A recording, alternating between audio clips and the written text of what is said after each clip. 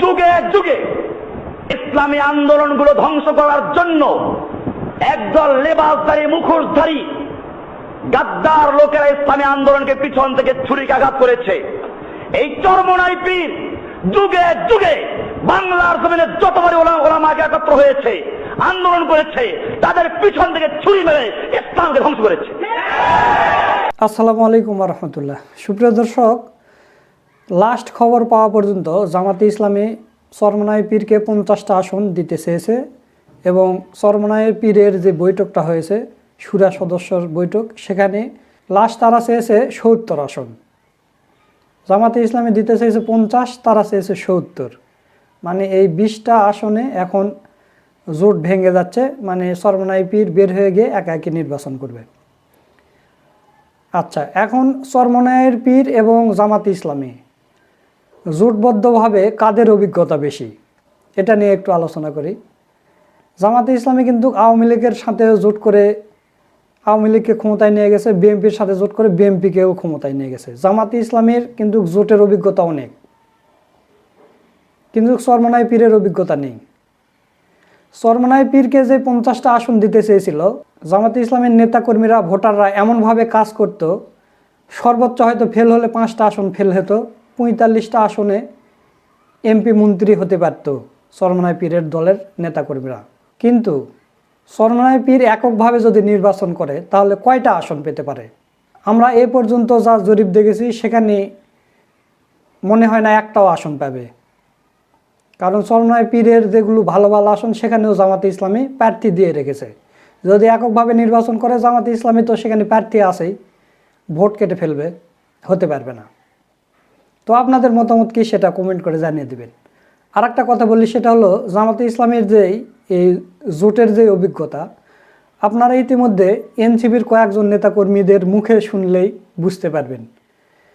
নাসিরউদ্দিন পাটোয়ারি জামাতে ইসলামীকে নিয়ে সবসময় বিষোদ্গার করতো। সেই নাসিরউদ্দিন পাটোয়ারি নিজের মুখে বলতেছে যে জামাতে ইসলামী আমাদের জন্য মাঠ পরিষ্কার করে দিয়ে গেছে।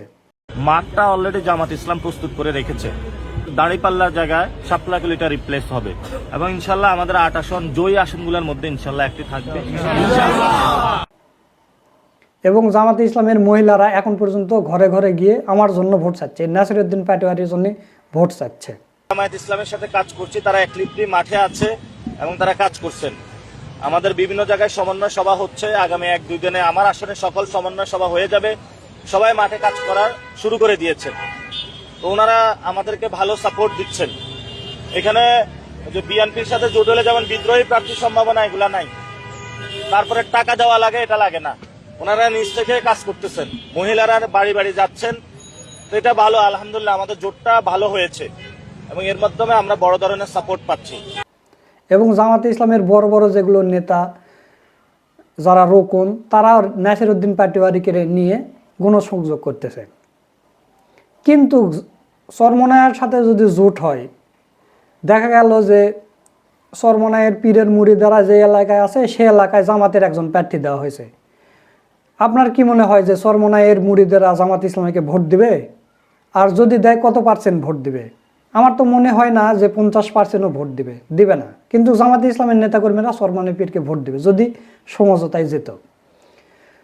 তো চরমোনাই পীর যদি জামাতের সাথে জোটে থাকতো তাহলে 50টা আসন দিতে চাইছিল, তার মধ্যে থেকে যদি 10টা আসন ফেল করে তাও 40টা আসন পেত। কিন্তু এককভাবে নির্বাচন করলে কয়টা আসন পাবে? চরমোনাই পীরের মুফতি রেজাউল করিম, তিনি সবচাইতে বেশি আন্তরিক।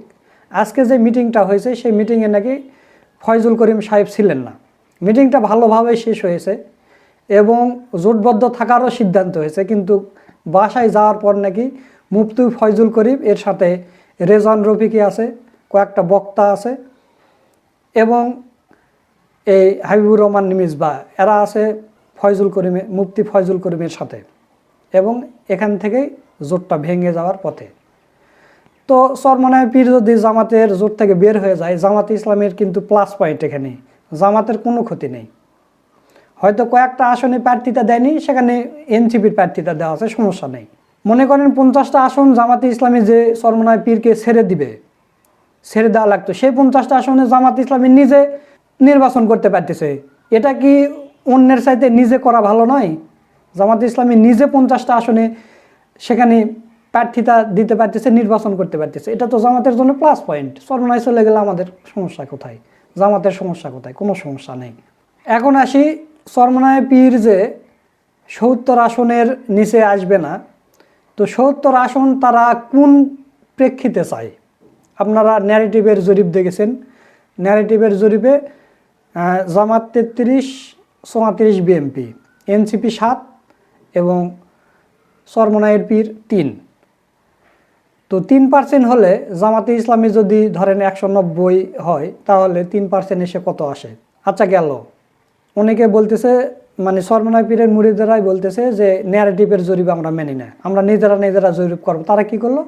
তাদের চরমনায়ের পেজ থেকে, মানে যেই পেজের ফলোয়ার শুধু চরমনায়ের মুরিদেরা, সে পেজ থেকে তারা পোল ছেড়ে দিল। পোল ছেড়ে দিয়ে দেখা গেল যে 43% হচ্ছে যে চরমনায় পীরের পক্ষে গেছে, আর 30% জামাতের পক্ষে এসেছে।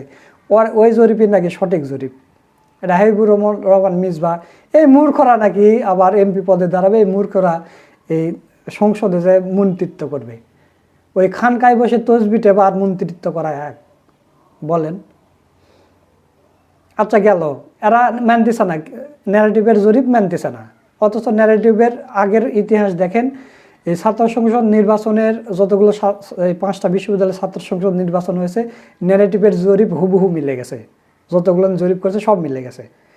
তো তাহলে সেটার দিকে আমরা এটা অনুমান করতেই পারি যে কিছু কম বেশ হবে। জরিপ তো আর হুবহু 100% হয় না, হয়তো কিছু কম বাড়া হবে।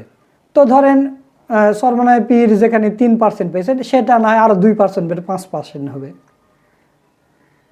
আচ্ছা এখন আসেন ছাত্র সংসদ নির্বাচনের দিকে।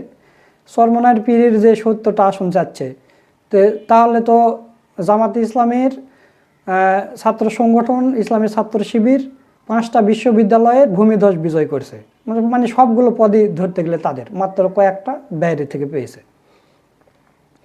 তো তাহলে চরমনায় পীর যে 70টা আসন চাচ্ছে, তাহলে তো একটা ছাত্র সংসদে তো ওদের সদস্য থাকা লাগবে। আপনারা বলেন, ডাকসু, জাকসু, রাকসু, চাকসু এবং জকসু 5টা বিশ্ববিদ্যালয়ের যে নির্বাচন হয়ে গেল, এই 5টা বিশ্ববিদ্যালয়ের নির্বাচনে চরমনায়ের এই ছাত্র সংগঠনের কয়টা সিট পাইছে? একটা সিটও পায়নি। শুধু তাই নয়, আমি যদি শুধু সাদিক কাইমের ভোটের সংখ্যা ধরি, 14,000-এর উপরে ভোট পেয়েছে। আর ওদের ভিপি প্রার্থী, 5টা বিশ্ববিদ্যালয়ের ভিপি প্রার্থীর ভোট যদি আপনি একত্র করেন, তাও 14,000 ভোট পায়নি। অথচ তারা 70টা আসনে অনর, যে 70টা আসন না দিলে আমরা নির্বাচনে থাকবো না। আপনারা নির্বাচনে না থাকলে কিছু যায় আসে না। আপনারা ভিডিওর শুরুতে একটা বক্তব্য শুনলেন, জসিমউদ্দিন রহমানী হুজুরের বক্তব্য, যে যুগে যুগে যখনই ইসলামপন্থীরা একত্রিত হতে চেয়েছে, তখনই চরমনায়ের পক্ষ থেকে পিছন থেকে ছুরি মেরে সেটা ধ্বংস করা হয়েছে। এটা সত্য কথা। ডাক্তার শফিকুর রহমানের মতো এরকম মানবিক মানুষও পারতেছে না। এর আগে কিন্তু আল্লামা সাইদি বা নিজামি কেউ পারেনি, চরমনার সাথে এইভাবে জোট করতে পারেনি। কিন্তু এই প্রেক্ষাপটে এসে জামাতের আমির ডাক্তার শফিকুর রহমান এই পর্যন্ত ছাড় দিয়েছে, যেটা অবিশ্বাস্য। চরমনায় পীরকে 5টা আসন দিলে এনাফ। 5টা আসন যদি জামাত দেয় এবং 5টা আসনে যদি ভালো করে কাজ করে, 5টা এমপি হবে, 5 জনে পাশ করবে। কিন্তু তাদের 70টা আসন চাই, 70টা আসন চাই। তো তাহলে আপনাদের এর আগে কয়টা আপনাদের মন্ত্রী ছিল বা এমপি ছিল? একটাও ছিল না। জামাতে ইসলামের 2জন মন্ত্রী ছিল, কিভাবে মন্ত্রিত্ব চালাতে হয়, কিভাবে এমপি হতে হয়, এমপি হলে কি কি কাজ করতে, সব কিছু অভিজ্ঞতা জামাতে ইসলামের আছে। এবং জামাতে ইসলামের সবগুলো উচ্চশিক্ষিত, আপনাদের মতো ওই রকম কমই পড়ুয়া, কমই ঘরোয়া নয়। খানকার রাজনীতি আর এই মাঠের রাজনীতি এক নয়, এটা আপনাদের বুঝতে হবে। এবং বইয়ের বিশ্ব সবগুলো দেশের রাষ্ট্রপ্রধান এসে জামাতে ইসলামের সাথে বৈঠক করতেছে, মিটিং করতেছে, দিনে 2-3টা করে। আপনাদের কাছে কয়জন গেছে? আপনারা একটা দেখান যে আমাদের কাছে অমুক দেশের রাষ্ট্রদূত এসে আমাদের সাথে মিটিং করেছে। না।